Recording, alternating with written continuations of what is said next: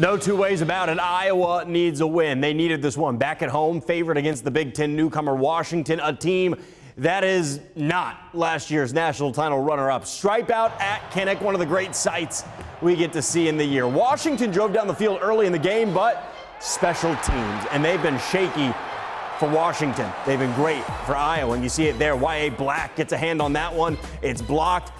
Iowa responds immediately. They drive down the field, and that's a touchdown. Who else? Caleb Johnson capping it off, an 80-yard touchdown drive. It's 7-0. Washington came in this game boasting a great passing attack. Will Rogers, that's a dime to Denzel Boston. Could not be placed any more perfectly, and we're all square at 7. Iowa would take the lead back on a 10-7 or a 10-7 to make it on a Drew Stevens field goal. And this right here is Cade McNamara's first touchdown pass against a power conference team since 2021 when he was at Michigan, and it was against Iowa. So Iowa's up 17-7. We had some controversy going into the half. This is going to count as a Washington 35-yard field goal to make it 17-10. And I'm not so sure he got it. But the refs say it's good, and the fans were not happy. And rightfully so. Iowa would lead, though, 20-10 at the half, and in the second half, Iowa made the fans forget about that botched call. Up 23-10, they're driving. It's the workhorse again. Caleb Johnson, 8 yards at 30-10. Oh, finish the Busch Light, young man. Come on. That had Kinnick rocking. Cade McNamara. How about this? 37 yards. Dayton Howard. Caleb Johnson finishes 166 yards, 2 touchdowns. Cade McNamara, 108 yards passing, 2 touchdowns through the air. Welcome to the Big Ten, Washington. 40-16 your final. Shannon Earhart has more.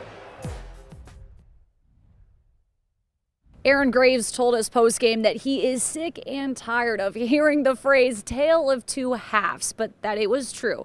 Iowa has not been able to string together a complete game this season. Well, today we got the full story. Iowa played complimentary football, and the party got started with special teams and that blocked punt. The explosive runs from Caden Weechin piled onto that. Then the offense wore down Washington, playing hard-nosed Big Ten football, meaning the Hawks ran for 220 yards. The defense forced 2 turnovers and had 3 fourth-down stops.